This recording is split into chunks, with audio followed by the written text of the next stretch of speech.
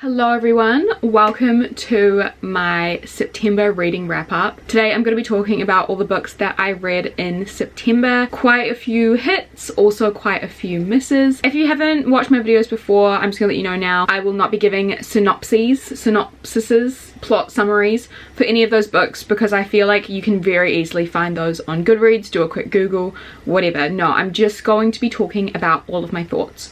So let's just get straight into it. In September, I read 13 books, I'm pretty sure. I did quite a few video reading vlogs for a lot of the books in here, so if you do want to hear me go a bit deeper into some of these books as well, I will let you know which reading vlog has which book and all that sort of stuff. But yeah, let's just do a quick recap of all my thoughts. The first book I read in September was All Roads Lead Here by Mariana Zapata. This is a slow burn adult romance. I rated this one 4 out of 5 stars. This is Mariana Zapata's newest release, and I've only ever read one book by Mariana Zapata prior to reading this, which is From Lucifers with Love, which is a 100% 5-star romance book for me. This one was really good, just not as amazing as I found From Lucifers with Love. This book also, it's important to know, is nearly 600 pages, so it's very long, very slow burn. What I think I love the most about this book is the fact that our main character Aurora is so well fleshed out and the journey she goes on is impeccable. I feel like Mariana Zapata, yes, writes these romances, but also writes these almost coming of age, spiritual journey. The journeys that her characters go on are so good, and I almost feel like the actual romantic relationship is a side plot, which personally I love. I think her characters are just really written with so much richness and so much character, and I just love them a lot, so I loved reading this romance. I think the one thing that stopped it being a 5-star for me is just that the male lead in this book is just not my type. That's really the only thing. He's pretty grumpy, pretty quiet, very masculine, a very masculine man, knows a lot of DIY, all that sort of stuff, knows about starting cars. Not really my type, but still loved them together. I think also one thing that prevented me from giving this 5 stars was that it had one of my least favorite things about romance books, which is the third act conflict or breakup, which just doesn't need to happen. I feel that way about most third act conflicts in romance books, so especially this one. It was so unnecessary. But apart from that, the ending, amazing. All the characters, every single side character, there wasn't a single side character left to the wayside. Everyone was so good. So yeah, I definitely really recommend this book, especially if you're new to romances and you don't want to jump into a very smut heavy, very dark romance. This is a really good place to start. So yeah, a good read. I enjoyed it. The next 3 books I read for my TikTok reading vlog, where I read popular book talk books. But the first one I read for that is They Both Die at the End by Adam Silvera, a YA contemporary. I gave this 2 stars. I didn't think it was that great, to be honest. I feel with a title like They Both Die at the End, and then you go in knowing that they are both going to be dying, that's literally the synopsis and the summary and the whole concept of the book. I feel you're kind of, for me at least, you're setting yourself up for failure, because I personally am going to go into this being oh my god, this is going to be so hard-hitting, so sad, I'm going to sob my eyes out, and I just didn't. I wasn't actually emotionally affected by this book whatsoever. I think our 2 main characters were really I didn't really care. I didn't think they had much to them, especially the quiet one, I forgot his name, especially him. I just didn't think Adam Silvera wrote this book very well, because honestly, if it didn't have the name of the character at the top of the chapter, because it's different perspectives, I wouldn't know who it was. They had very distinct different lifestyles, but not very distinct voices, if that makes sense. I personally think the whole concept was kind of lazy anyway. Yes, I know this is a contemporary, yes, I know that it's not going to be this huge fantasy with all this world building, but the whole concept of this whole death thing and the way that people get notified by the fact that they're going to die that day, I just found that to be really lazy, because it was completely unexplained. And it's ridiculous because in the book we're following chapters from other characters that aren't our 2 main characters as well, so you very easily could have just had a singular chapter of maybe the scientist or the person who knows how to predict people's death. That wasn't hard. You could have literally had 5 pages, one singular chapter explaining that, and the fact that we didn't, I just found to be very lazy and very just convenient for the author. I also found it ridiculous that this ended up being kind of romantic. Our 2 main characters really had no chemistry, so I found that the romance kind of came out of nowhere. I thought it definitely would have worked better as a friendship, but even their friendship didn't have much chemistry either. Like, I just really didn't believe in their attraction to each other, in their desire to spend the day with each other. Like, I don't know, this book just like didn't need to exist. Yeah, I know that a lot of people love it, and I apologize if you do, but it just wasn't for me, and that's fine. After that, I read It Ends With Us by Colleen Hoover. Perhaps my most controversial opinion ever has been for this book for some reason, which I really did not expect. When I was reading this, I was like, oh my god, like, I can't be the only one that feels this way. Like, I feel like this is probably going to be a very, like, I know people love it, but I feel like it's going to be a book with heaps of mixed reviews, like blah blah blah.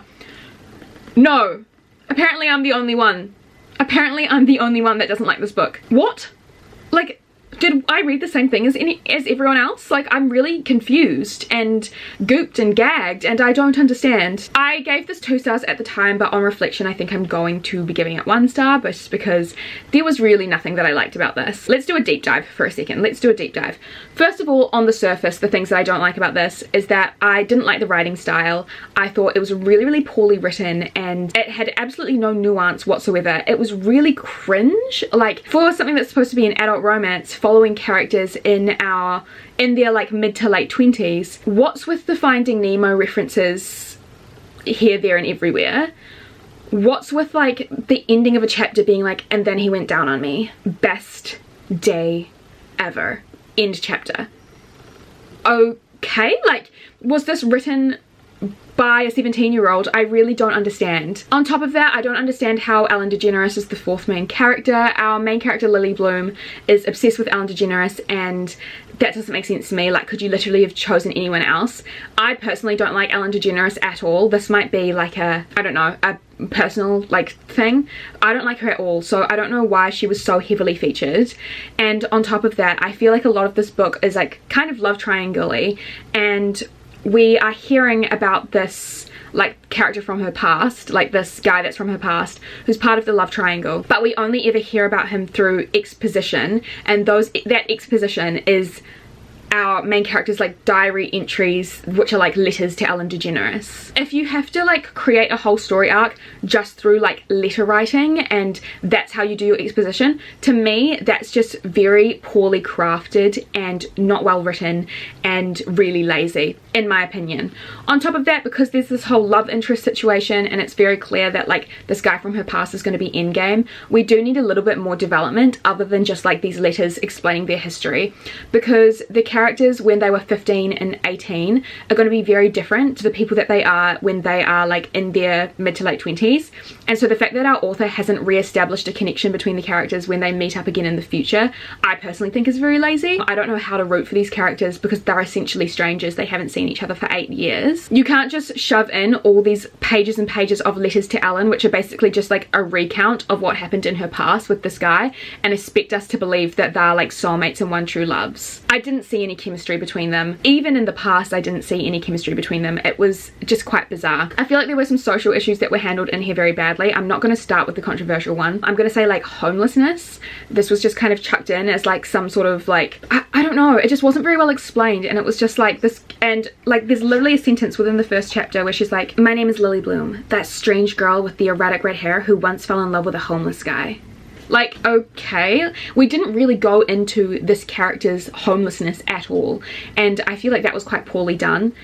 He didn't need to be homeless, and it could have been the same story, but like, because he like, it just needed some more explanation, and it just was a bit weak, that whole situation. Also, the very first chapter opens with our main character thinking about suicide. She's not having like suicidal thoughts like about killing herself, but she's just thinking about suicide, and it's almost said with this very like tongue-in-cheek jokey manner, and I feel like if you're gonna do that from the get-go, like from literally the first sentence, it just left a bit of a poor taste in my mouth. I'm not saying that you can't enjoy books that kind of like have these slight, I don't want to say problematic, but like slight off-kilter elements. It's fine if you enjoy it and like regardless of those things, but for me, I just didn't think the book was worth it for me to like look over those things. Now let's get to the topic of abuse, which is in this book. I'm gonna first and foremost state that I have seen a lot of things about this book where if someone has a negative opinion of this book, people have commented being like, well, it's a really realistic interpretation of the book and you need to read the author's note, and it's really realistic for abuse, and like it really like helped me out. That's fine if it helps you out. There is no one universal experience of abuse, so I can't sit here and read this book and be like, this is an abuse, because it very well could have literally mirrored someone else's experience out there, and that's absolutely fine. If this book made you feel seen, if it made you feel heard, I respect that, and you're allowed to like it because of that. I'm just talking about the actual like execution of the book. I thought the execution was really poor. I'm not going to sit here and hate on it because it didn't fit my ideal of an abuse storyline. Absolutely not. That's not why I didn't like it. I just thought it was a very poorly executed book. I did think the abuse storyline was slightly poorly executed, and I'm saying this knowing that Colleen Hoover has written it on her personal experience. I'm not going to sit here and shit on Colleen Hoover and be like, you didn't do a good job of like recounting your mother's abuse experience. I'm not doing that. I'm just saying like I didn't enjoy reading it. I have seen stories with, in my opinion, like more impactful and more powerful abuse stories that I related to a little bit more. I just personally didn't relate to this. And did I think some bits were a little bit like romanticization? Yes. Did I read this and miss my abusive ex? Yes, I did. I don't want to do that. And that's just kind of how I felt some of the sentences were worded, and that's absolutely fine. We're allowed to have our own opinions. Yeah.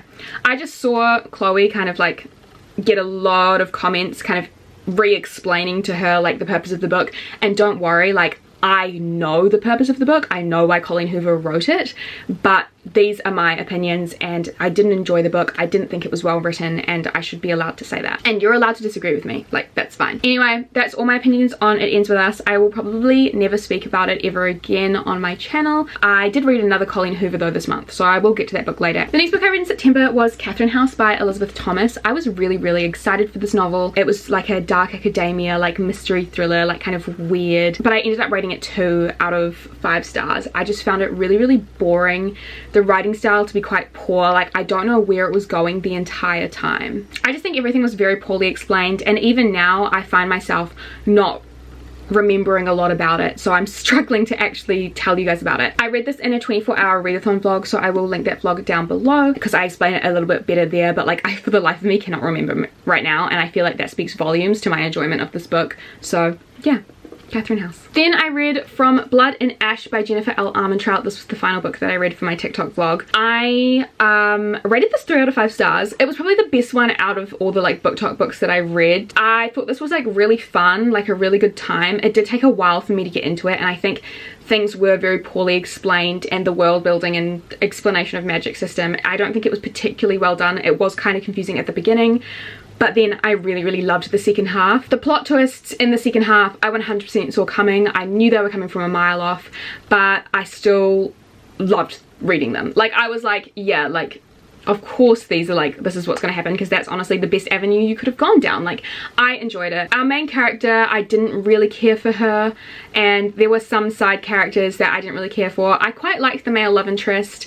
I'm not sure if I'm gonna continue on with the series. I honestly don't know, but this was just like quite fun. The thing is, I've just read other fantasy books that I like a lot more, and this was much longer than it needed to be. This definitely could have been done with an edit. There was a lot of stuff in the beginning, just a lot of little scenes that just like didn't need to exist in my opinion, but still a good book, still some amazing scenes. Like, there are some scenes in that book that really stand out to me, but yeah, 3 out of 5 stars, enjoyed it, but like nothing to write home about. The next book I read in September was Death in Her Hands by Ottessa Moshfegh. I actually really liked this. I rated it 3 out of 5 stars because at the beginning I was like, what on earth is going on? This is the first Ottessa Moshfegh book that I have read, and I think it's quite standard for her to be writing very like stream of consciousness, like speculative, like character studies, and I didn't realize that going in. So when I was first reading it, I was like, I don't understand, I'm kind of bored, like what is this? And especially because our main character in this is like a 70-year-old widowed woman, so I was like, I can't even really relate to her like stream of consciousness. I can't really relate to her thought patterns. It's exhausting being in this woman's head, like all this stuff. The second half of the book got very exciting, and that's when I kind of started to understand that this was this like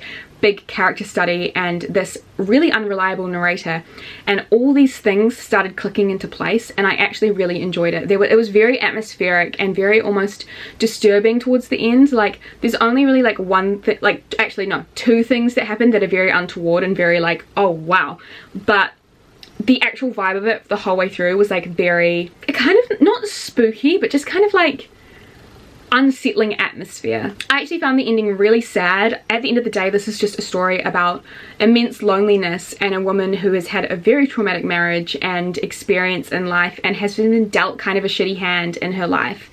And I actually really liked it. I did give it 3 out of 5 stars because for me, if to get a 4 or 5, I kind of need to enjoy it the whole way through. But aside from that, I did really enjoy this book, and I do recommend it if it sounds like your cup of tea, but probably not to someone who watches my vlogs more for like the fantasy that I read or the romance that I read. But no, I enjoyed it.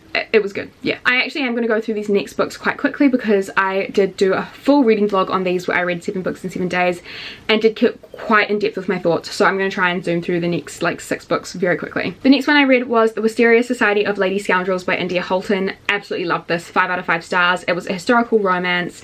It was really ridiculously funny, especially because it was so absurd. Like, this book was just ridiculous, but that's what I like. That's my sense of humor. Like, the fact that it was so weird and the characters were just so over the top, I really liked. I loved our 2 main characters, Cecilia and Ned. Ned is like my dream himbo. The way they speak to each other, like that comedy of manners style humor was just excellent. This was just a wild ride from beginning to end, and I really loved it. And it's kind of a bizarre like first ever historical romance to go into because it's so like fantastical, but I really enjoyed it and I can't wait to maybe explore more of the historical romance genre. After that, I read The Legacy by Elle Kennedy. This is the 5th and final kind of like wrap-up book in the Off-Campus series. It's a series of novellas for our like 4 couples in the original Off-Campus series, and it's just kind of like, where are they now? I rated this 3 out of 5 stars just because like I enjoyed it, I had a good time, but I kind of read this in the same way that I would eat like junk food. Like, I'm not going in knowing that I'm going to get like a Michelin star meal, but I had a good time and it served the purpose that I wanted when I read it. I've seen a lot of people complaining about this book, saying that like with novellas they expect to see like our like couples from the romance books kind of living in domestic bliss and just little like slice of life moments, whereas in this book it's like every novella kind of had like a beginning, middle, end. Like beginning like happiness, conflict, and then the problem is solved. I personally really liked that. It really kept me invested, it kept me interested, so I didn't mind that at all, but like I understand why people weren't expecting that. But yeah, I enjoyed it. I think everyone's a little unfair on Garrett in this book. He's like the fan favorite from the Off-Campus series, and he does have like a little bit of a freak out scene where he kind of loses his shit and everyone's like, how dare he? I kind of understand him in that moment. I don't think it was necessary to get like pissed off at that aspect of the story, but yeah, I'm probably never going to read this again. I don't need to, but I was happy when reading it, and that's all that matters. 3 out of 5 stars. Yeah. After that, I read Last One to Die by Cynthia Murphy. This is a 1-star read. It's a YA thriller. It was just so poorly done, guys. Like, I went into this expecting really fun slasher vibes, like really intense mystery, like love that, but instead it was essentially like a girl and her very first crush with the backdrop of like all these women getting murdered. I don't understand why this weird romance took precedence over these girlies getting killed, so that was bizarre. I also thought the way that it was talked about, like our main character is supposed to be like 17, 18, I'm pretty sure, but the way she was talking, it was kind of like she was 12 and experiencing her first crush. Like, it just didn't, it was really weird. Our side characters didn't have individual voices. Like, it was very bland. The writing style was absolutely nothing special. It was really uninteresting. And also, one thing that just really grinded my gears was that like 2 significant side characters who are older men, in the epilogue it's revealed that they're married and that in this like gay marriage, but not once in the book, in the earlier chapters, did these characters mention that they had a husband. So it really felt like tokenism. It felt like, here's our token LGBT characters, like chucked in at the epilogue. So weird to me, just a bit weird. But yeah, this is a debut author, so like I don't want to like roast her too hard, but like it was just like not good. It wasn't good, and I didn't like it, and I did go quite in depth in it in my vlog where I read it, so yeah, not a great read. Next, I read a graphic novel, which is Everyone's an Alien When You're an Alien Too by Johnny Sun. I rated this 4 out of 5 stars. It was really sweet. It only took me about like 20 minutes to read. I think it had some really beautiful like life lessons with quite a simple art design and very simple storytelling, but like still some powerful messages. The only reason I rated it 4 instead of 5 is just because I feel like it didn't really teach me anything new. Like the life lessons that it had, like I feel like is something that I'm kind of already aware of, but I feel like if I read this maybe like 2 years ago, even 1 year ago, I would have been like, yeah. But yeah, really sweet, made me happy. I actually just lent it to my little sister because I feel like she would really enjoy it. So yeah, a really cute graphic novel if you have like 30 minutes to spare and want to pick up like a nice cute short read. After that, I read The Wicked King by Holly Black. I rated this 4 out of 5 stars. I really enjoyed reading this. I would say I think I even enjoyed it more than The Cruel Prince. When I read The Cruel Prince, I almost was like, I loved Jude. I loved our main character Jude, but I wasn't sure about Cardan. Whereas in The Wicked King, I kind of fell in love with Cardan as well and in love with them together. I thought this was just a really well written sequel. I really didn't mind all of the politics involved in this. In fact, I think it made the book quite a lot more interesting for me, and the ending was just so good. I understand why this series is so hyped. Like, I get it. There have been a few like popular booktube books that I've read and been like, why? But this is not one of them. I really love this. It wasn't 5 stars just because I feel like a book like this is probably never going to be 5 stars, but it served the purpose. I loved it. I read it very quickly, and I can't wait to conclude the series. And then after that, I finally got Kindle Unlimited for the first time. So I read my first 2 books on Kindle Unlimited and had the best time, but the first one was Regretting You by Colleen Hoover. Yes, Colleen Hoover, we're getting back into it. Cool. So I rated this 3 out of 5 stars. I actually didn't mind it. I thought it was fine. Like, I thought it was pretty all good. I wouldn't say it's lighthearted by any means. Like, if you know this book, you know that it's not. But it was definitely more lighthearted in the sense that we weren't dealing with something so heavy like abuse. This was more like secrets, lies, scandals, betrayals. I really enjoyed that. One thing that I didn't really like is because we're following 2 perspectives. We're following our main character Morgan, who is the mother of Kara, and she had Kara when she was quite young. So we're following those 2 girlies' perspectives, and from Morgan's perspective, we know a lot of information. We know why a lot of stuff is happening, but then Kara is very much in the dark about some of these like plot lines and what's going on with Morgan and like the other people in their lives.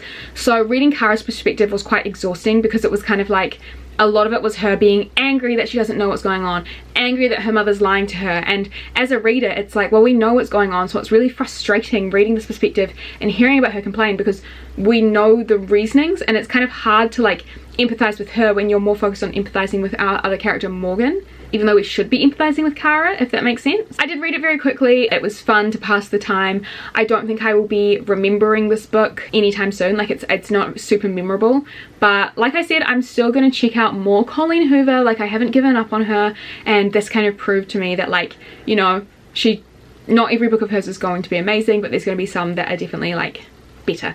And yeah, I enjoyed it. And then the final book I read in September is Lucifer's Bride by Skye Wilson and Roxy Ray. This was a really weird book that I just saw on Kindle Unlimited and was like, I want to read something silly, and silly it was. That's what it gave me. I did give this 1 star because it was not good by any means. It was basically just this dark romance about this girl who accidentally marries the devil, and she's like, I don't know, it's like this weird retelling of like Dante's Inferno and his like separate circles of hell, but then also like the story of like Adam and Eve, and like, you know, like our main character is called Evie, and her like fiance who she like ditches for the devil is called Adam. So it's like, you know, it's very on the nose. One thing that did bother me is that there was just like so much smart, like literally so much smart, but the word most commonly used in the smart for this girl's like downstairs area was the C word. And the C word, I'm from New Zealand, the C word is part of people's vocabulary. I'm not going to say it on my video because I'm family friendly and I don't want to like scare off people, but you know, seeing that word doesn't usually shock me. It's like, yeah, cool, like I hear it every day. But when used in a sexual context, it's like, could you use any other word, like, and not the one that's like derogatory? And the fact that it was just constant, I was like, this is just too much. That's kind of all I have to say about it. I'm never going to think about this book ever again. Don't really want to talk about it. Like, it's whatever. I read it for fluff. I read it when I wasn't vlogging, when I wasn't working. I needed a break, and it was some fine escapism, but yeah, 1 star, don't recommend. So that's everything I read in September. I hope you enjoyed this video. Let me know your thoughts down below, and let me know your favorite book that you read in September. I hope you enjoyed this video, and again, thank you so much for watching, and I'll see you very soon in another one. Bye! But she said, Cindy, don't cry.